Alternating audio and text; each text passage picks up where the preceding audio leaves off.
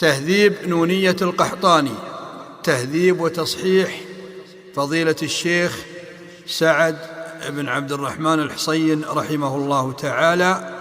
اعتنى بها وراجعها الدكتور عبد الرحمن بن علي بن محمد العسكر وفقه الله تعالى. وقد جاء تسجيل هذا النظم تحقيقا لرغبة الشيخ سعد رحمه الله، حيث وكل إلى الدكتور عبد الرحمن العسكر إخراجه مطبوعا ثم إخراجه مسجلا لتعم الاستفادة منه القارئ والمستمع. يا منزل الآيات والفرقان بيني وبينك محكم القرآن. يا منزل الآيات والفرقان بيني وبينك محكم القرآن. اشرح به صدري لمعرفة الهدى واعصم به قلبي من الشيطان. يسر به أمري وأمض مآربي وأجر به جسدي من النيران.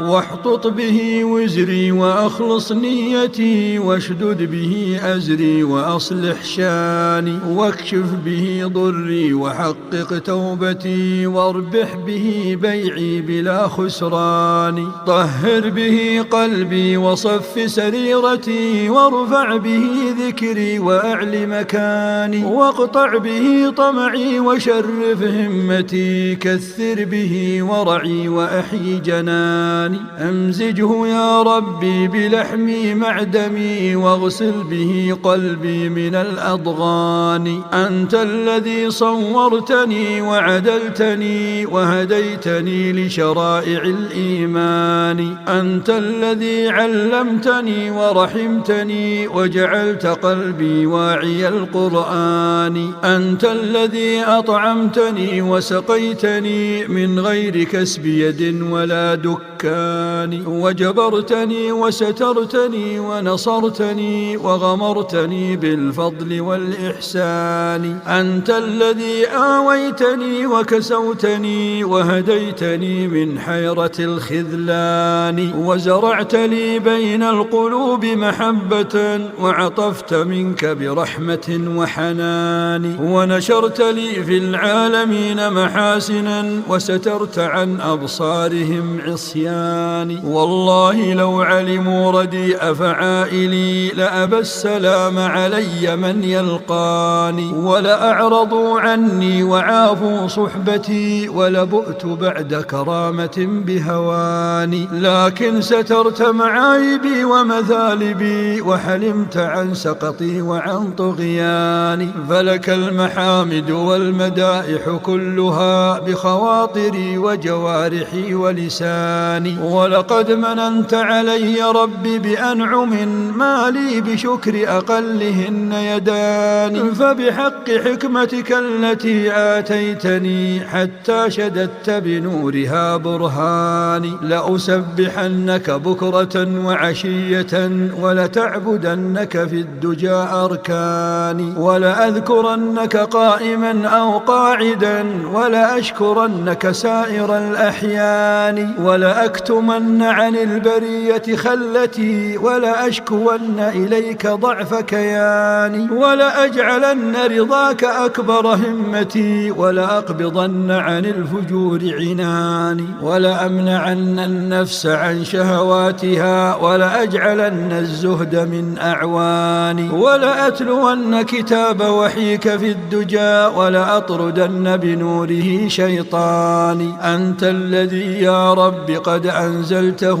ووصفته بالوعظ والتبيان. ونظمته ببلاغة أزلية تكييفها يخفى على الأذهان. وكتبت في اللوح الحفيظ حروفه من قبل خلق الناس والأكوان. إني أقول فأنصتوا لمقالتي يا معشر الأعداء والخلان. إن الذي هو في المصاحف مثبت بأنامل الأشياخ والشبان. هو قول ربي آيه وحروفه ومدادنا والرق مخلوقان. هو في المصاحف والصدور حقيقة أيقن بذلك أيما إيقان. من قال إن حروفه مخلوقة فازجره ثم اهجره كل أوان. والوقف في القرآن خبث باطل وخداع كل مذبذب حيران.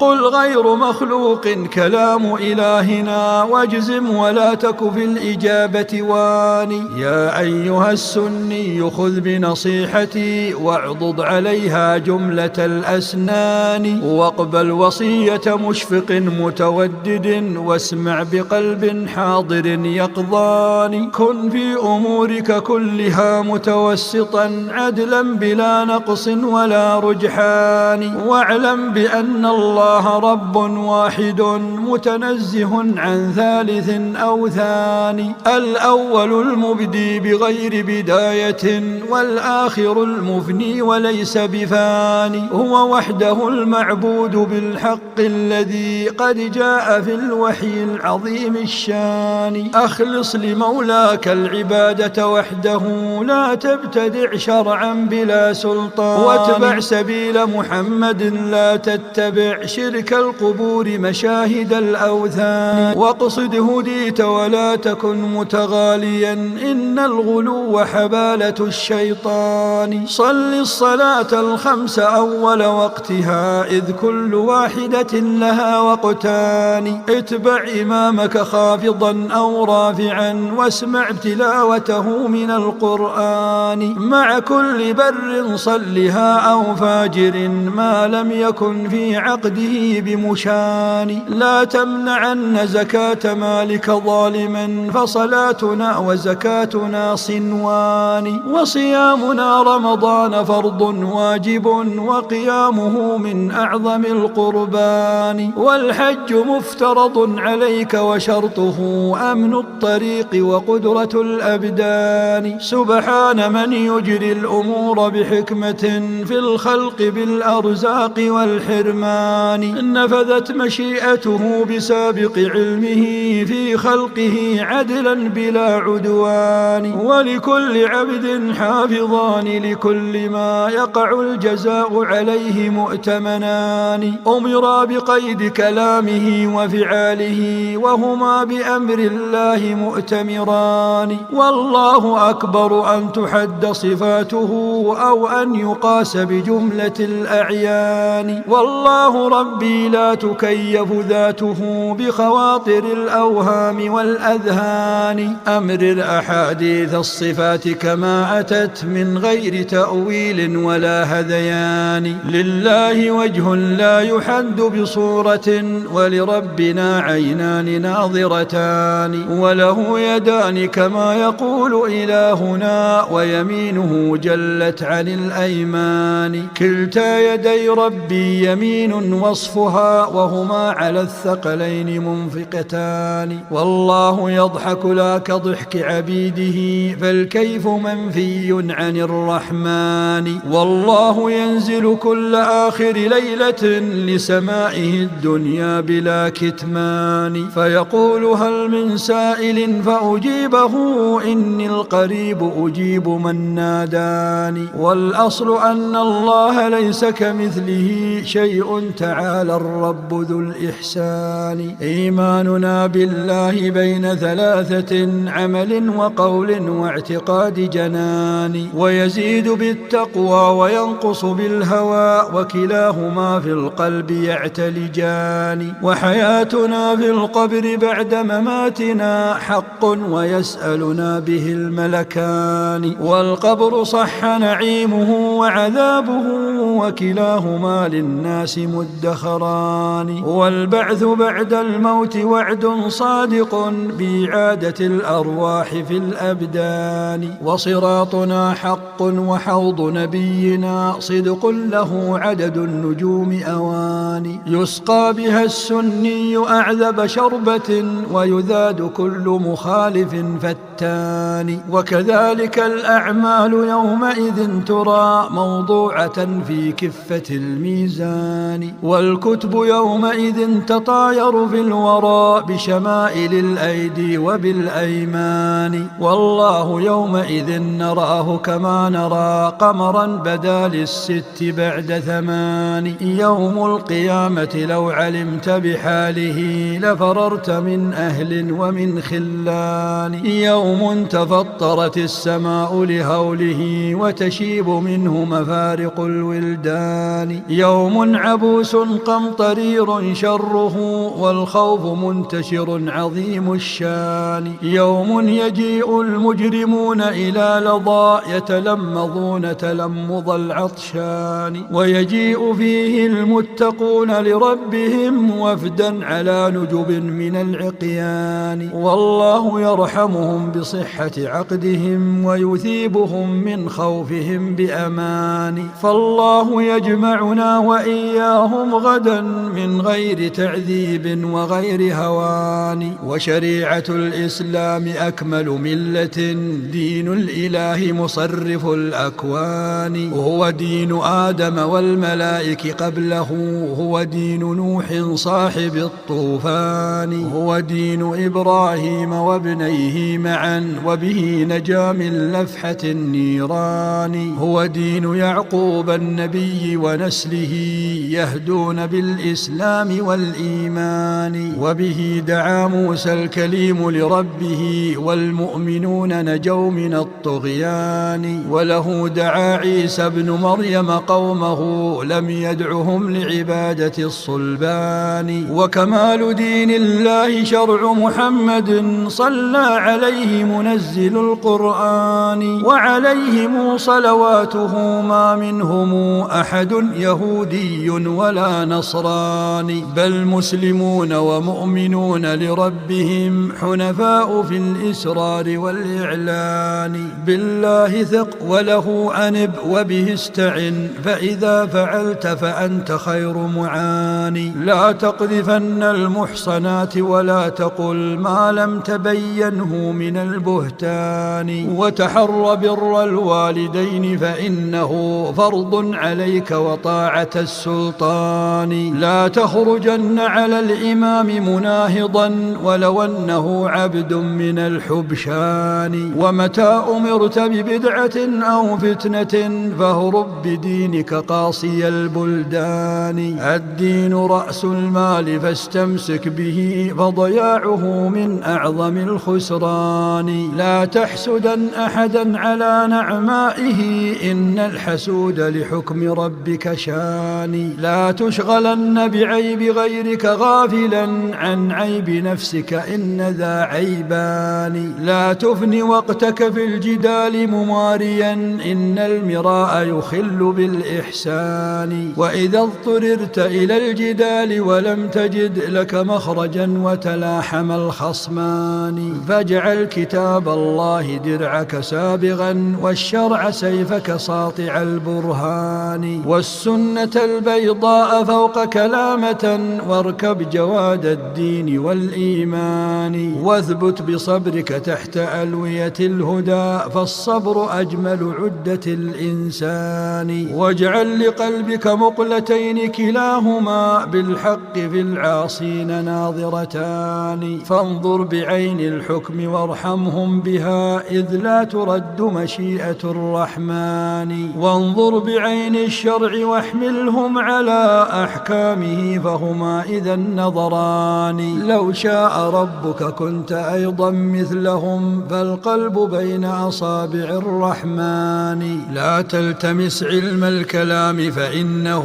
يهدي إلى التعطيل والنقصان. أخذوا الكلام عن الفلاسفة الأولى جحدوا الشرائع غرة وأمان. حملوا الأمور على قياس عقولهم فتبلدوا كتبلد الحيران. مرجيهم يزري على قدريهم والفرقتان لدي عاصيتان. لجدالهم شبه تخال ورونق مثل السراب يلوح للظمآن. دع أشعريهم ومعتزليهم يتناقرون تناقر الغربان. كل يقيس بعقله سبل الهدى والفكر أعلوه على القرآن. فالله يجزيهم بما هم أهله، وله الثنى من قولهم بران. لا تتبع علم النجوم فإنه متعلق بزخارف الكهان. من قال إن الغيث جاء بهنعة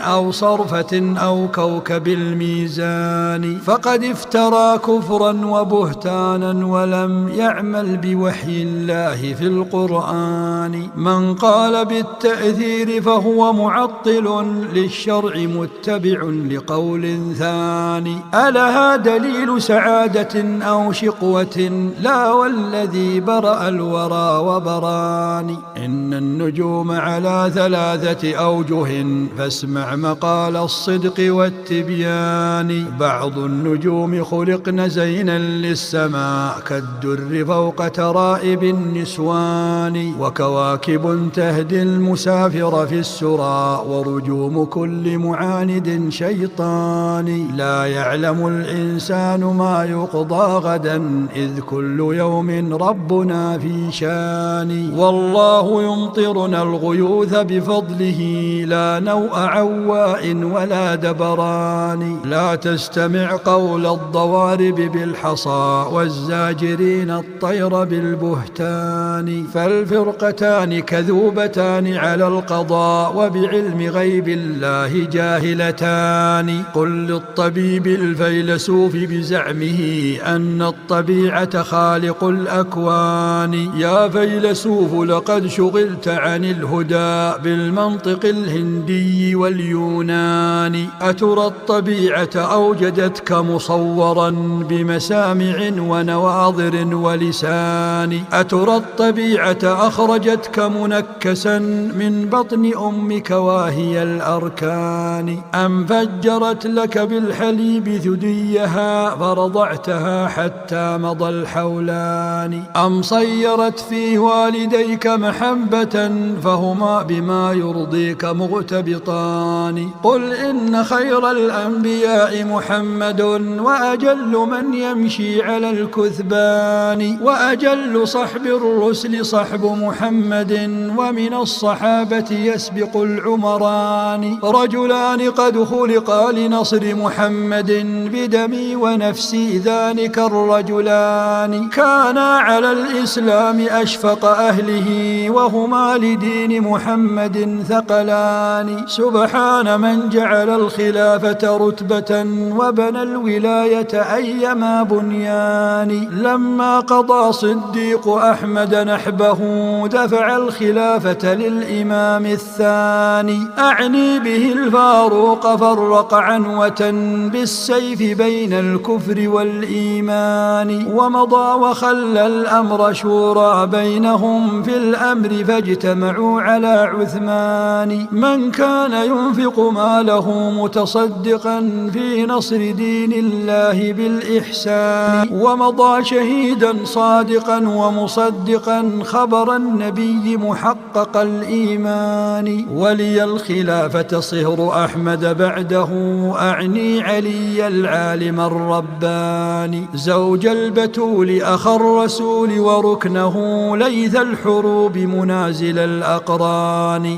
احفظ لآل البيت واجب حقهم واعرف عليا أيما عرفان. لا تنتقصه ولا تزد في قدره فعليه تصلى النار طائفتان. إحداهما لا ترتضي إيمانه وتظنه الأخرى الإله الثاني. أكرم بطلحة والزبير وسعدهم وسعيدهم وبعابد الرحمن وأبي عبيدة ذي الأمانة والتقى الفائزين بجنة الرضوان. قل خير قول في صحابة أحمد وامدح جماعة بيعة الإيمان. دع ما جرى بين الصحابة في الوغى بسيوفهم يوم التقى الجمعان. فقتيلهم منهم وقاتلهم لهم وكلاهما في الحشر مرحومان. والله يوم الحشر ينزع كل ما تحوي صدورهم من الأضغان. والويل للرهط الذين عدوا على عثمان فاجتمعوا اجتمعوا على العصيان. لسنا نكفر مسلما بخطيئة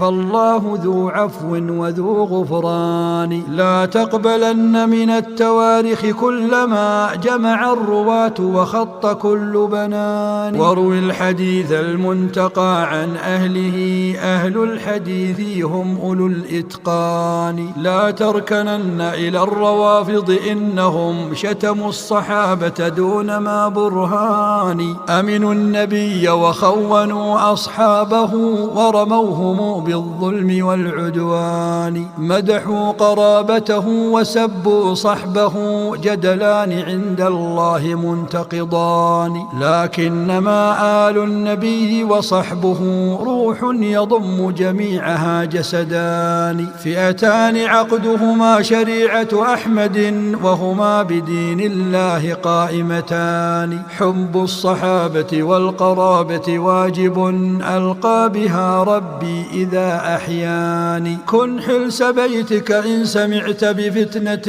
وتوق كل منافق فتان. وإذا ابتليت بعسرة فاصبر لها فالعسر فرد بعده يسران. صن حر وجهك بالقناعة إنما صون الوجوه مروءة الفتيان. واخلع رداء الكبر عنك فإنه لا يستقل بحمله الكتفان. وإذا خلوت بريبة في ظلمة والنفس داعية إلى العصيان فاستحي من نظر الإله وقل لها إن الذي خلق الظلام يراني. وإذا عصيت فتب لربك مسرعا حذر الممات ولا تقل لم ياني. قم في الدجى واتلو الكتاب ولا تنم إلا كنومة حائر والهان. فلربما تأتي المنية بغتة فتساق من فرش إلى الأكفان. يا حبذا عينان في غسق الدجى من خشية الرحمن باكيتان. صلى الإله على النبي محمد